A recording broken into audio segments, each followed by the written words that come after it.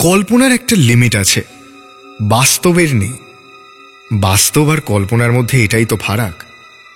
কল্পনাকে সহজেই আইডেন্টিফাই করে নেওয়া যায়, কিন্তু বাস্তবের এমনই রং যে ধন্দ লাগে। এইটা আদৌ বাস্তব তো? প্রশ্নগুলো থেকেই যায়। ঠিক এরকমই প্রশ্নগুলোর আরেকটা নাম আছে, ট্রুথ অর স্কেয়ার। এমন কিছু ঘটনা যেগুলো সত্যিই ঘটেছিল আর এতটাই ভয় ধরিয়ে দিয়েছিল যে মনে হয় কল্পনা তো এই অবধি যেতেই পারবে না। ট্রুথ অর স্কেয়ারের আজকের এপিসোড গ্রামের বাড়ি। এক্সপিরিয়েন্সটি পাঠিয়েছেন আমাদের পরিচিত নীলোৎপল মল্লিক। বাকিটা তাঁর জবানিতেই। আমাদের গ্রামের বাড়ি বাঁকুড়া জেলায়। দুর্গাপুর স্টেশনে নেমে ব্যারেজ পেরিয়ে যেতে হয়। বাবারা দুই ভাই, এখন কলকাতায় বাড়ি কিনে সেটেলড। আমাদের স্কুল কলেজ সবই কলকাতায়। গ্রামের বাড়িতে থাকতেন আমার ঠাকুমা আর আমার ছোট ঠাকুমা, মানে আমার বাবার মা এবং কাকিমা। বিয়ের আগে দুজনেই ছিলেন বেস্ট ফ্রেন্ড এবং বিয়ের পর সম্পর্কে যা। শুনেছি ঠাকুরদা আর ছোট ঠাকুরদার মধ্যে ঝামেলা হলেও ঠাকুমা আর ছোট ঠাকুমার মধ্যে কোনোদিন কথা কাটাকাটি পর্যন্ত হয়নি। ঠাকুরদা আর ছোট ঠাকুরদা মারা যাওয়ার পরও ঠাকুমা আর ছোট ঠাকুমা গ্রামের বাড়ি ছেড়ে শহরে আসতে চাননি। কয়েক বছর পর মাত্র 4 দিনের জ্বরে ভুগে আমার ছোট ঠাকুমা মারা যান। তারপরেও ঠাকুমা সেখানেই থেকে যান। বলতেন, আমার বন্ধু এই বাড়িতেই আছে, ওকে ছেড়ে যাওয়ার প্রশ্নই নেই।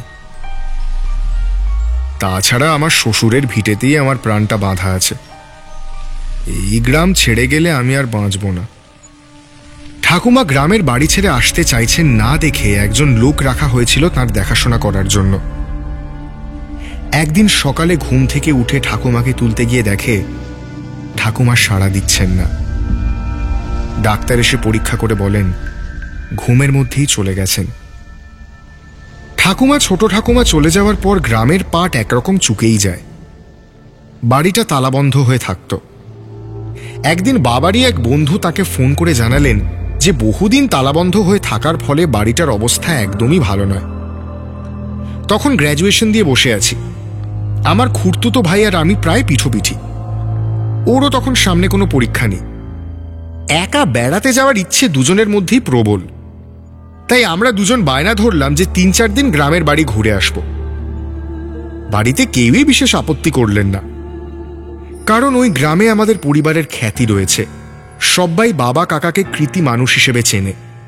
আমরা দেখে আসব গ্রামের বাড়িটা কোন অবস্থায় আছে, তারপর না হয় বাবা কাকা ঠিক করবেন কি করণীয়।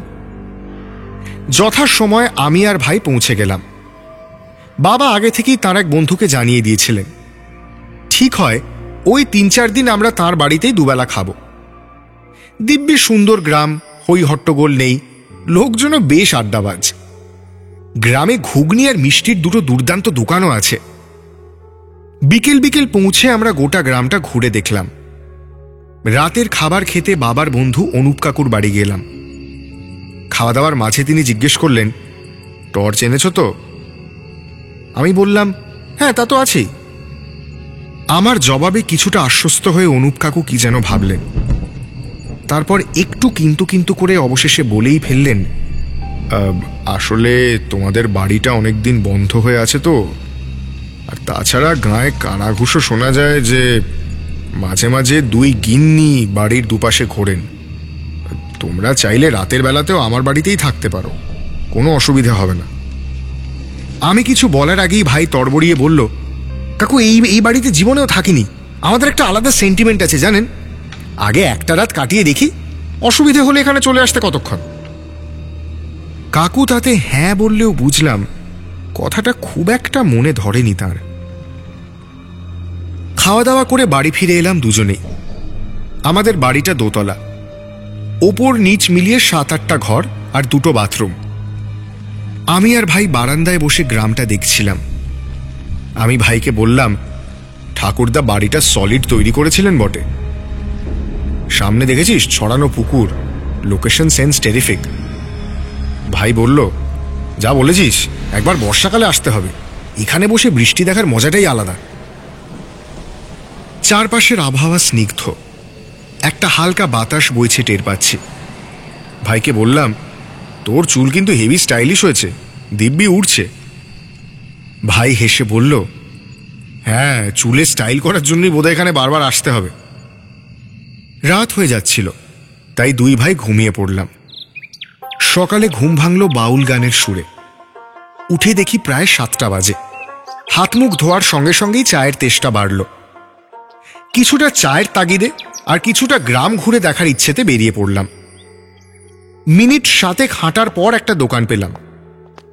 চা খেতে বসেছি, এমন সময় দোকানের মালিক জিজ্ঞেস করলেন, চেনা মুখ তো নয়, থাকেন কোথায়? নিজেদের পরিচয় দিলাম, বললাম মল্লিক বাড়িতে এসেছি। মালিক একটু থেমে বললেন, কবে এসেছেন? এই তো গতকাল। এইটা শুনে ভদ্রলোক আমাদের একটু অপেক্ষা করতে বলে কোথায় একটা গেলেন। খানিক পর ফিরে এলেন একটি আমাদেরই বয়সী ছেলেকে নিয়ে। আমাদের দিকে দেখিয়ে বললেন, এদেরই দেখেছিলি? ছেলেটি মাথা নাড়ল। এবার ভাই জিজ্ঞেস করল, ব্যাপার কি বলুন তো? তাতে ভদ্রলোক বললেন এই যে এর নাম মাধু। কাল কাজ থেকে একটু রাত করে বাড়ি ফিরছিল যমুনা পুকুরের পাশ দিয়ে, মানে আমাদের বাড়ির সামনে যে পুকুর আছে তারই এক পাশ দিয়ে। কি একটা আওয়াজ পাওয়াতে ঘুরে তাকিয়ে দেখে আমাদের বাড়ির অন্ধকার বারান্দায় কয়েকজন বসে আছে। মুখ দেখতে পায়নি। বুঝলাম ছেলেটা আমাদেরই দেখেছে, আর ভূতের গুজব শুনে দুয়ে দুয়ে 4 করে ধরে নিয়েছে যে আমরা অশরীরী। আমি একটু হাসি চেপেই বললাম, মাধু ভাই আমাদেরই দেখেছেন, আমরাই বাড়ির বারান্দায় বসে গল্প করছিলাম। আমরা বলতে আমি আর আমার ভাই, আর আমরা যে মানুষ সেটা তো দেখতেই পাচ্ছেন। এবার এলো সেই মুহূর্তটা। মাধুর চোখ চঞ্চল হয়ে উঠেছে। সে যথাসাধ্য শান্ত গলাতেই বলল, আপনারা ছিলেন ঠিকই, কিন্তু একা ছিলেন না। আমরা অবাক হয়ে প্রশ্ন করতে যাচ্ছিলাম, উত্তরটা মাধুই দিয়ে দিল। আপনারা পুকুরের দিকে মুখ করে বসেছিলেন বলে খেয়াল করেননি? আপনাদের পিছনে দুজন বয়স্ক মহিলা দাঁড়িয়েছিলেন। একজন এমনিই দাঁড়িয়েছিলেন, আর একজন এই দাদার মাথার চুলে বিলি কাটছিলেন। আমি রাত করে বাড়ি ফিরছিলাম, হালকা গলার আওয়াজ পেয়ে ঘুরে তাকাই আর দেখি ওই দৃশ্য। আসলে ওই বাড়ি নিয়ে অনেকের মুখে অনেক কথা শুনেছি, কিন্তু নিজের চোখে কিছু দেখিনি। ওই দুজন মহিলাকে দাঁড়িয়ে থাকতে দেখেই বুঝেছিলাম আপনারা ওদের উপস্থিতি বোঝেননি, তাই চেঁচিয়ে কিছু বলতেও পারিনি। আসলে এতটা ভয় পেয়ে গিয়েছিলাম যে দৌড়ে পালাই। তারপর আজ সকালে এই অনিলদার দোকানে চা খেতে এসে বলি। তারপর তো। মাধুর কথা শোনার পর আমরা আর এক মুহূর্তও দেরি করিনি। তৎক্ষণাৎ পৈতৃক ভিটে ভ্রমণের আইডিয়া ত্যাগ করি।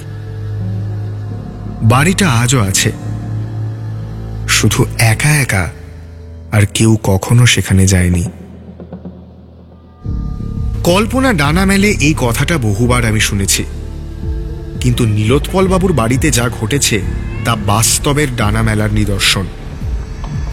বাস্তব ডানা মেলে ধরলে অনেক প্রশ্ন মাথা তোলে, আর তাদের মধ্যে একটা হলো, ঘটনাটা ঠিক কি ছিল?